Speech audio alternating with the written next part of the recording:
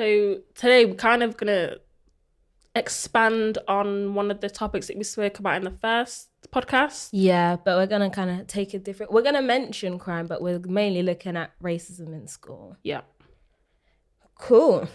Well, let's get into it, I guess. Well, let's start off with some facts. I found that Pilkington looked at some racism within schools, like the debate of school racism within the UK. And he found that, like, if you come from like an anti-racist stance, you're more likely to argue that Afro-Caribbean students like get differential treatment from like white students. And whereas if you were to come from a different stance, you're more likely to say that the practices within the school are like absolutely appropriate and they don't need to be looked at. When you say different stances, this basically racist people or people that are like on the fence about it. Yeah, the ones that would be like, I'm not political, them ones. But yeah, and they believe that they won't need to re-examine school practices and like how teachers teach Afro-Caribbean students, etc., etc. Anyways, he concluded that there's like more voices saying that we need to re-examine the practices and look at how these teachers are actually teaching these students, rather than the critics that say, oh, not everything's fine, kind of thing. But he said that we also need to be careful because there's like a lot of other like factors that play into like the achievement of Afro-Caribbean students. Which is true. Yeah. And he said it was more complex, but obviously it's a contributing factor kind of thing. Well, I don't know how they're saying that. Well, some people are saying that nothing needs to change when 2018 figures showed that Black pupils had the lowest scores in all types of state-funded mainstream schools, except funded academies where white pupils received 40.8% and those with mixed ethnicity scored 43.3%. Lower than the Black pupils who scored 44%. Wait, so go white, Black, and then mixed ethnicity. State-funded mainstream schools, the Black kids received lower scores, but in sponsored academies, they received the highest. Oh, so when they had more resources and better funded schools, they did better. Which, is obvious. Very true. Also found that Reid and Radhakrishnan in 2003 found that race matters in regard to how students of colour experience the campus climate. So the study found that students of colour felt like they were not taken seriously as students and that they did not receive the same level of advising and mentoring and were less confident than their white counterparts. Have you had that happen to you? Do you feel like during let's talk about secondary school experience. Do you feel like that happened to you? Like that I didn't receive? Yeah, like guidance, you didn't feel as confident as maybe like white peers? I think it depends. Like year 7 and year 8, I wasn't like really interested. So... And I was quite, like, the teachers didn't really like me in year 7 and 8. Whereas in year 9, when it's time to pick your subjects and you're like, yeah, right, I want to do this, this and this. I felt like some of the teachers tried to get me to, like, do the work and try and push me to the best of my abilities. Whereas some could not be bothered. Like I had my maths teacher tell my parents that I wasn't going to receive a C. I didn't. But that's not the point though. You can't be doing that. Like maybe if your breath didn't smell, then I would have got a better grade. I just didn't want you to come over and help me. But yeah, and then like my design and technology teacher, he was like quite onto me, like, come on, Brooklyn, stop messing about, stop doing this. But I didn't particularly care about design and technology. So it wasn't subjects that I actually thought that was going to benefit me in the future, I made more of an effort. Whereas ones like design and technology, where I knew I wasn't going to get into it, it was literally just, I had to pick another subject, so I picked that. But majority of the teachers, no. I think my English teacher, she was probably the best teacher that I had. Yeah. And you could tell that in my grades and the way I was in the lesson. PE, I wasn't even allowed to pick PE for GCSE. Why? They wouldn't let me. What you do? They just didn't want to deal with me. Which was good because I probably wouldn't have really brought in my kit anyway.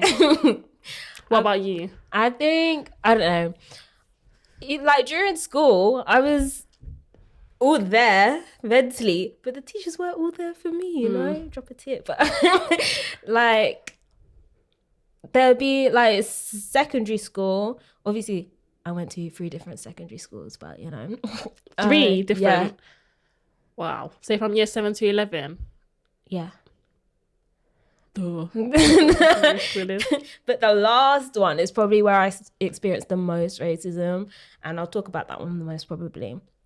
Yeah, like the teachers, some of them, like they just see you as another face, which I don't particularly mind. But then there were those that would go out of their way to come and like pick on you and like single.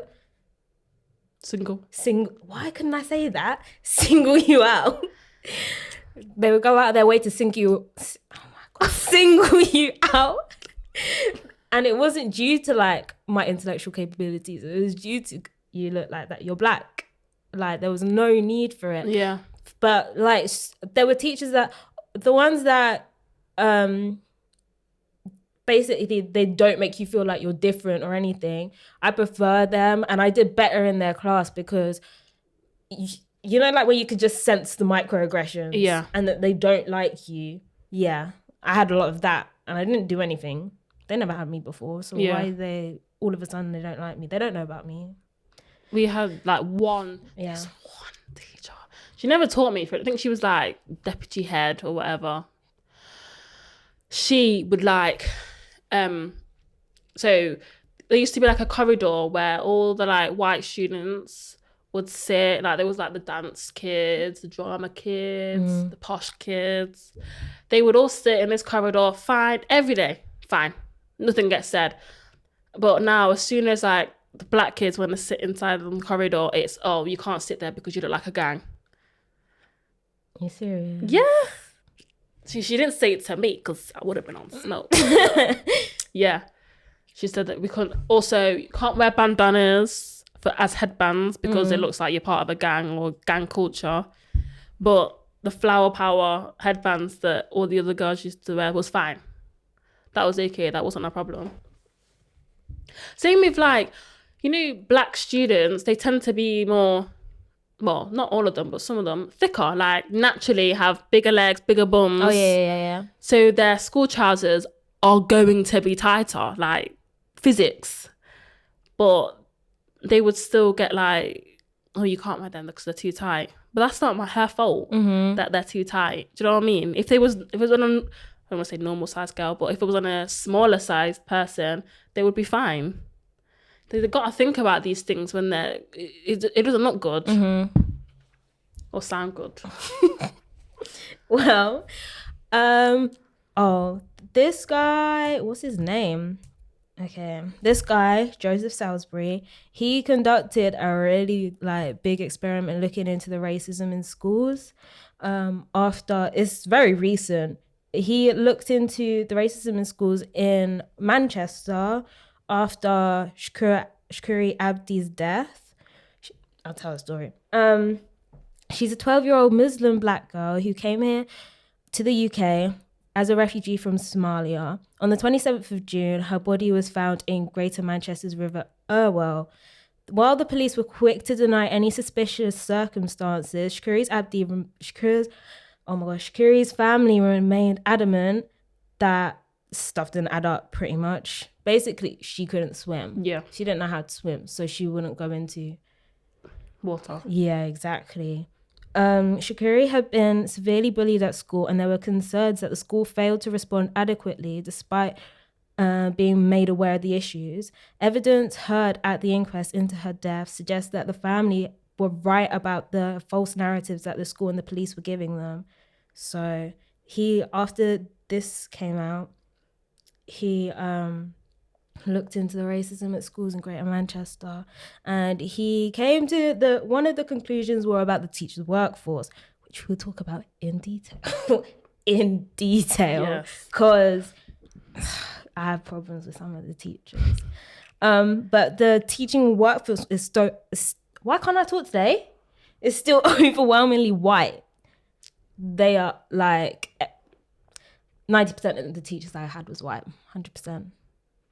I know that there was 4 black teachers in my secondary school. How many did you have? Did you have all 4? I had 3 of them, but not consistently though. Yeah, 2 of them were science teachers. One of them was a PE teacher, and the other was a French teacher. But I didn't have the French teacher. They believe, Joseph Salisbury believes that we need to increase teachers from black and ethnic minority backgrounds. However, while this is an important step, like he said that we need to increase the racial literacy of teachers, because regardless if you have a black teacher or something, they can still treat you as bad as the white ones. Like, no cap. I'll explain what racial literacy is. It refers to the capacity of teachers to understand in which ways racism works in society, and then what race plays, obviously, as a child, like. Okay. And the kind of factors like that. Yeah. Because on equalityhumanrights.com, they were doing like a study, and they found around a quarter of students from ethnic minority backgrounds. So 24% of students from ethnic minority backgrounds and 9% of white students said that they had experienced racial harassment since starting their course. So 20% of these students had been physically attacked. 56% of these students had been racially harassed. 56% of students who had been racially harassed had experienced racist name-calling, insults, and jokes. So they also... Other common experiences were subtle microaggressions, being ignored, excluded, being exposed to racist material or displays. And in most cases, students said that the harasser was another student, but a large number said that it was their tutor or another academic. It was saying that students who experienced racial harassment said that they were felt angry, upset, depressed, anxious, and vulnerable. And 8% said that they had felt suicidal. And staff also reported experienced similar impacts. Like black and ethnic minorities. Yeah. Do you have any personal experiences? No, not from students. Not me personally. She said it to my she called she was racist to my friend, so I hit her. But yeah, not really for me personally. Not by the teachers either. What about really? Not even by teachers? No. Not that I can like think. No. I have so many. But I grew up with like all of the schools that I've went to were majority like white. Okay. But the one a few right at the end, so the last one I went to for my GCSEs and my A-levels, they were in a small town in Hertfordshire, racism central, small town in Hertfordshire, and closed-minded people, 100%. Like, even now I think back to it, like, even like some people that I'd call my friends were like saying some that wouldn't ride with me today. It really wouldn't. But like at the same time, bringing up like every little instance makes you seem crazy. Like people don't, and because there weren't a lot of black people, especially like in sixth form, I was the only black person out of all the students. Like, and then that is when I experienced the most of it, like the full brunt of it. But from a student, I remember in like year 9, some random white boy in my class called me a slave, and I was confused for a second. I was like, pardon? And he said it again with his chest, Anyways, I was very confused because I don't know what to do in this instance. They don't teach you how to handle these kind of situations. So I was just confused. And then he said that he had called another girl this, but this girl was mixed. And he was like, she's okay with it. I was like, I'm not her. So I kicked him in the shin and I went about my business. But it didn't do much. I was so small. It literally didn't do anything. I wish I hit him, but I was so small. And then, like, even from teachers, there are a few teachers that I, like, really dislike. And coming back, if I went back to school to, like, I don't know, talk or whatever, I'd hope I wouldn't see them, because me and you have beef. It is personal. It is very personal. Like, I had one of my biology teachers during my A-levels loved to single me out. I don't know if it was love, but he did it multiple occasions. You can tell I'm uncomfortable, and you continue to do it, Mr. Norris. I can't, like, we were doing continuous and discontinuous variation. It's A-level biology, and we were talking about it, and he was saying that. Oh, so basically continuous variation is like height and basically and then discontinuous is like what you could put in groups. So like what you call like crisp, like you could say, oh, that's cheese and onion, and that's kind of thing. And so we were doing discontinuous, and then they started talking about race. I am the only black person in my whole, like, the whole thing. See, that is mad to me. I have like, my primary school predominantly black, my secondary school predominantly black. So I've never experienced, other than uni. If it wasn't for you, I would be the only black student in my class. So other than that, I've never experienced being the only black person. But continue. So obviously, no, he didn't even say race. It was another student, because they were doing eye color at the start, just like simple things like that. And then a student said, let's do race. I was giggling. Big man, Mr. Norris, come and said, yeah, okay. And then we did it. And I am standing on the opposite side of everyone. Yeah. Everyone is just looking at me. And just like, why? Yeah. It's peak. Another time, he was doing like some cross-country football match thingy, and he was basically saying if you're from like more than 3 teams or like more than 3 parts of the world, then like you should stand up and talk about it. And he just picked on every ethnic looking person in the room. There's this one boy called Charlie. He could go as Asian passing, but he's white. Yeah, he picked on him, my friend Natalie, who's half Thai, and then me.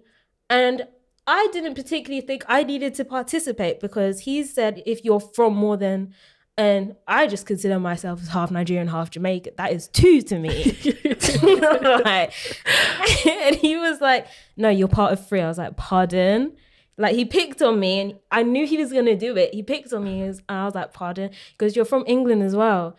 And I was like, no, I just live here. And then I was just sitting there like, okay. No, we didn't have any teachers like that. They wouldn't have lasted in our school. That's because the majority, these are like countryside folk. When you use the word folk. Yeah, it's them ones. Well, speaking of teachers, you know the rates of exclusion, according to the government stats, this is like fixed period and permanent. 28% of Black Caribbean students in 2017 were excluded. 28% of Black Caribbean students in 2018. No, this is actually right. That's so mad. No, I'm shaking my head. This is mad. Were excluded, but it actually went lower. In 2019, only 25%. Gypsies and Romanians, they were like the highest. But I never remember gypsies getting excluded. I just remember them leaving. Yeah. I only really remember, like, in my year, the Caribbean kids getting kicked out. At our peak of blackness, in my year, there were about 6 of us. Wow. Maybe one of them got excluded out of all 6, maybe still, like. Yeah. So The Guardian in 2020, they did like an article, because basically since the George Floyd incident, it became more apparent with like the racism that was going on in schools. And so some people came forward and gave their stories. So I'm going to just, say some of these. So there was a Black girl who went to her Midlands grammar school with her natural hair and was told by senior staff that it's against governmental regulations, and she was marched to a storeroom, given a roll of navy blue fabric in order to sew her own headscarf. And I'm laughing because I can't believe that was allowed. Like, I really want to know if she did it. I wonder how old she was. That's like, yeah, because grammar school, that's secondary school, isn't it? So she could have been year 7. Like, imagine a little year 7 just going to school and being like, and then being told their hair's not appropriate and it's the one that's growing out of your head. Don't start. That gets me so angry.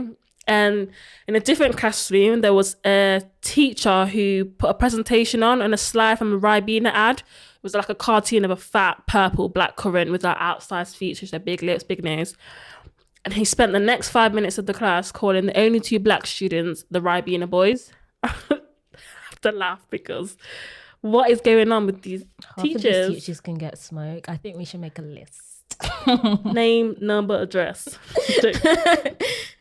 So there was another incident, like an Indian origin child, so it's her new school, her first day, and she was just called rubber lips, N-word lips, every day.